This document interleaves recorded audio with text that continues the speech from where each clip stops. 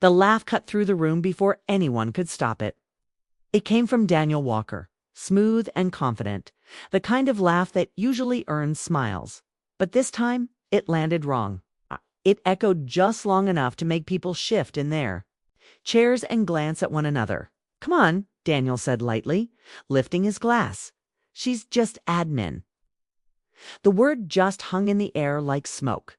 Emily Walker sat at the far end of the dining table, her back straight, her hands folded neatly in her lap. She didn't look up right away.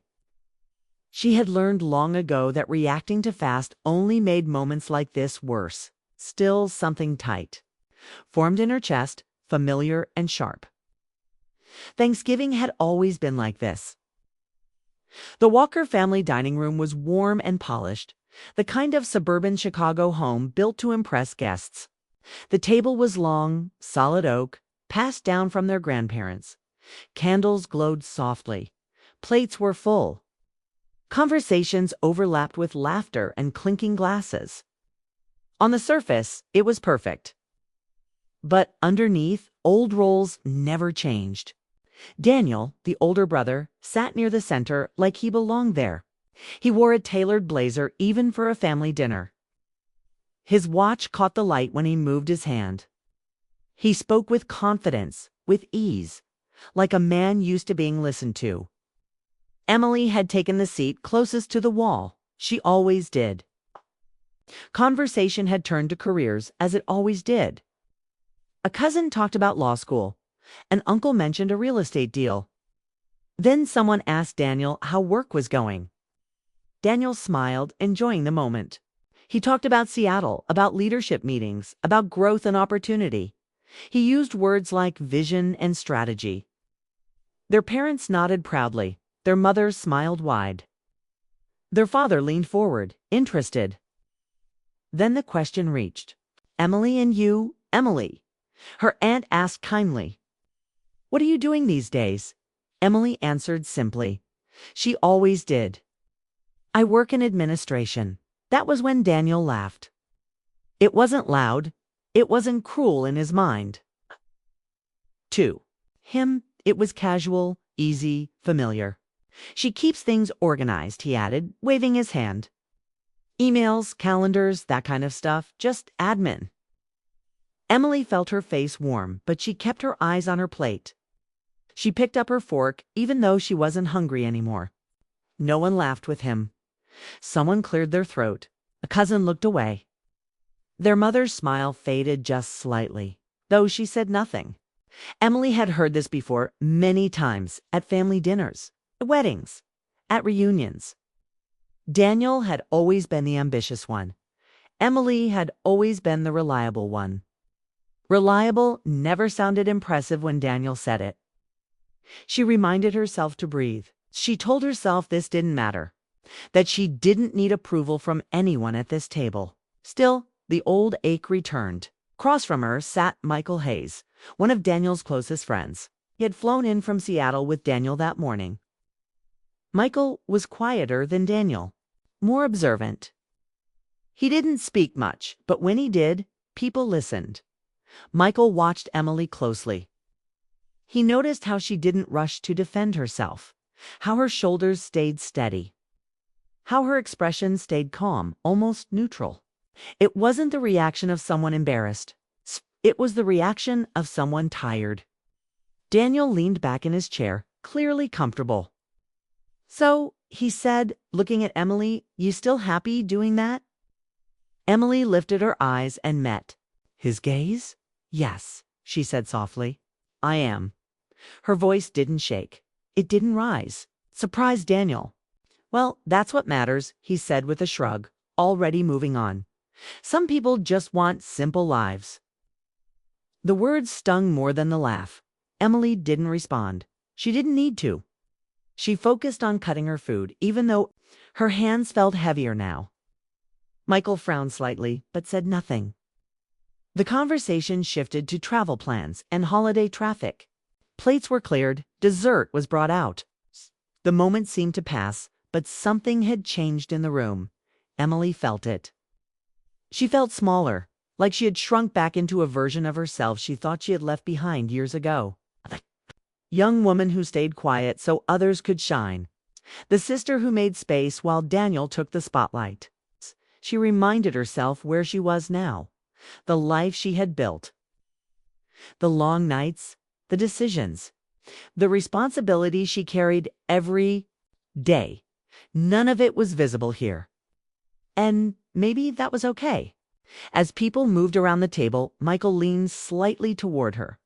"You didn't deserve that," he said quietly. Emily gave a small smile, polite and practiced. "It's fine." It didn't sound fine. "It's not new," she said honestly. Michael hesitated, then asked, "What do you actually do?" Emily paused. She wasn't hiding. She just knew that explaining her role often sounded unreal to people who had already decided who she was. "I manage operations," she said, "for a healthcare network." Michael blinked. "Operations? Yes. How big?" Emily glanced toward Daniel, who was now telling a story loudly to their uncle. "Big enough." Michael studied her face. "You don't talk like someone who just answers emails." Emily smiled faintly. "That's because I don't."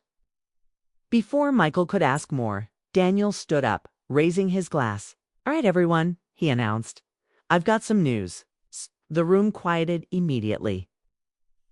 Daniel loved moments like this. "I'm finalizing a deal next month," he said. "It's going to push me into a new role. Bigger team. Bigger reach." Applause followed. Compliments. Someone whistled. Their mother clapped her hands together, proud. Emily joined in, clapping politely. Michael did not. His attention stayed on Emily. Something clicked in his mind. A memory surfaced. A meeting. A name on a document. A signature he had noticed because it came with authority. He frowned slightly, thinking. Daniel continued.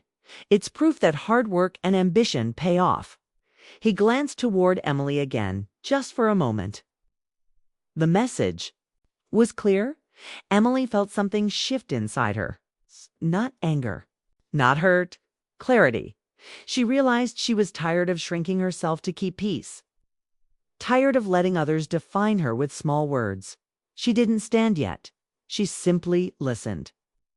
Daniel finished his speech and sat down, satisfied. Dessert was served, but few people touched it. The air felt heavier now. Emily looked around the table, at her parents, at the faces that had known her whole life. None of them really knew her anymore. And that was partly her fault. She had chosen silence for years. Chosen comfort over correction. Chosen peace over truth. She took a slow breath. She placed her fork down gently. And when Daniel made one last comment about starting at the bottom, Emily spoke. Oneword.com, clear. Enough to change everything that came next. Emily stood slowly, feeling every eye on her now. The room had been humming with the comfortable noise of family chatter, the clinking of cutlery, the soft flicker of candlelight, and now it was all gone. Silence, thick, sharp, and waiting. The kind of silence that made people hold their breath, uncertain of what was about to happen. "Director," she said. One word, soft but steady, clear enough that it cut through the air like glass. It wasn't shouted. It wasn't dramatic. It didn't need to be. Yet it carried more weight than anything Daniel had said all evening.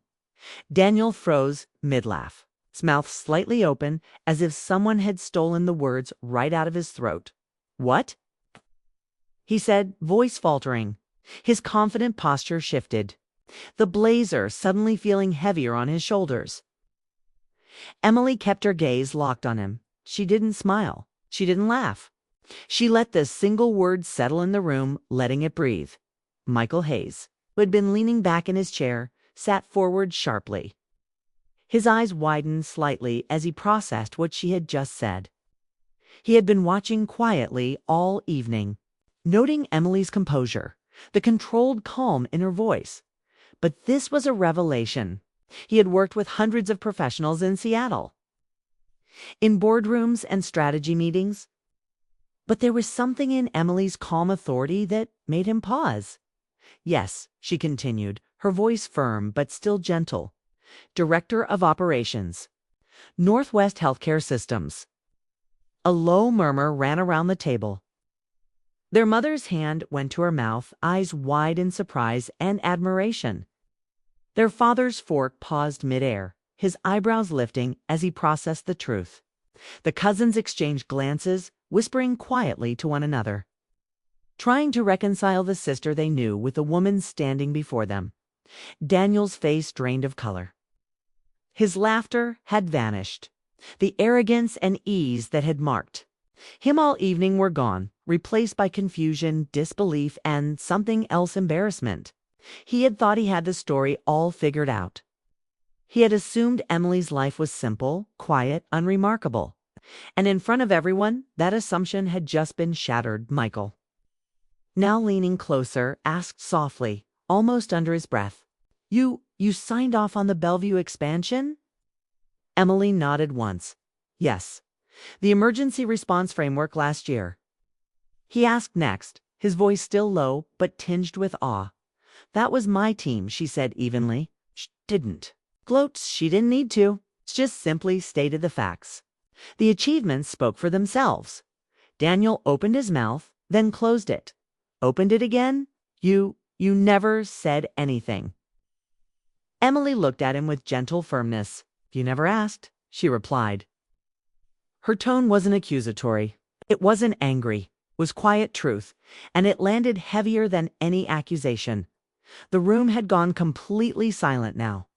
Not the polite silence that follows a conversation pause, but the kind that makes everyone stop moving, stop breathing fully, stop speaking. People were processing what they had just witnessed, reassessing what they had assumed, realizing the depth and scope of Emily's achievements in a way they never had before. Their mother's eyes softened. There was pride now, tempered with surprise, the kind of pride that comes from finally seeing someone fully. Their father straightened, slowly nodding to himself.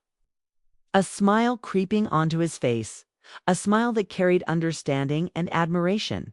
Even the cousins who had grown up teasing Emily for being quiet or practical looked at her differently now, as if they were seeing her for the first time. Daniel's confidence faltered. He tried to laugh it off. "Well, guess admin can mean a lot of things, right?" His voice was weak, forced. The joke landed nowhere. Emily didn't respond. Michael, who had been watching intently, smiled softly at Emily. "I've worked with a lot of executives," he said, voice calm, steady, respectful. "She's one of the best I've ever seen." That comment drew another ripple of realization through the room. Daniel, still seated, swallowed hard. He opened his mouth, tried to say something, but Emily shook her head slightly. No words were necessary. The quiet authority she carried now was more powerful than any argument he could make. Later, as the dinner wound down and guests began collecting coats and preparing to leave, Daniel finally approached her. His usual swagger was gone, replaced by something hesitant, unfamiliar. I didn't mean to," he started. Emily held up a hand. "I know, but intention doesn't erase impact." Her voice was soft, calm, yet it carried a finality that Daniel had never heard from her before. Daniel nodded, humbled. "I guess I got used to being the impressive one," he admitted quietly. Emily's expression softened, but her posture remained firm. "And I got used to being underestimated," she replied. For a moment, the two stood in silence. There was no bitterness, no anger, just a quiet acknowledgement of the past and the shift that had occurred in the room. Emily had finally reclaimed the space she had long held back from, and Daniel was confronted with the truth he had overlooked for years. Outside, Michael was holding the door open for Emily. He gave a polite, respectful smile. "Coffee sometime?" he asked, tone careful but hopeful. Emily paused. She felt the cool evening air brush her face, the faint scent of fallen leaves mixing with the warmth of the house she was leaving behind. For the first time that evening, she smiled fully, freely. "I'd like that," she said, stepping into the crisp night. Emily felt lighter than she had in years. Not because she had proven herself to her family, not because she had needed recognition, but because she had finally spoken, finally allowed herself to be seen for who she truly was. All it had taken was one word, one calm, truthful declaration. Director. That single word didn't just silence a room, it shifted the energy around her, reshaped how people viewed her, and most importantly, reshaped how she viewed herself. The years of quiet perseverance, the late nights, the careful management of projects, the decisions that had carried weight and responsibility, they all mattered. And now, finally, others could see them too. Michael walked beside her as they left the house, and for the first time in what felt like forever, Emily felt the thrill of genuine curiosity in someone's eyes. Someone who wasn't judging her for her past or her title. Someone who saw the competence, the intelligence, and the calm authority she had carried all along. Emily didn't need to shout. She didn't need to argue. The evening had shown her. That quiet confidence and truth, when finally spoken, held more power than years of misunderstanding or assumptions. Daniel had mocked her as just admin, but that one word had underestimated her entirely. The reality was clear now to everyone in the room. And Emily finally felt the relief of being fully recognized. For the first time, Emily walked into the night with the sense that she didn't have to prove herself to anyone, not her brother, not her family, not even her own self-doubts. She had been seen, she had been heard, and the world outside awaited her. Wide and full of possibilities she had earned. The night was cool, and the streetlights cast long, soft shadows on the sidewalk. Emily's steps were measured but light. She felt the pride of her work and her accomplishments, and she felt a quiet anticipation for what was to come. Michael matched her pace, walking beside her, not rushing, not intruding, just present. The evening, which had begun with a laugh meant to belittle her, ended with clarity, recognition, and respect. And in that moment, Emily realized that one word spoken with confidence and truth could change not just a room, but an entire perspective. It could shift years of assumptions and silence, revealing strength and accomplishment that had always existed but had never been fully acknowledged.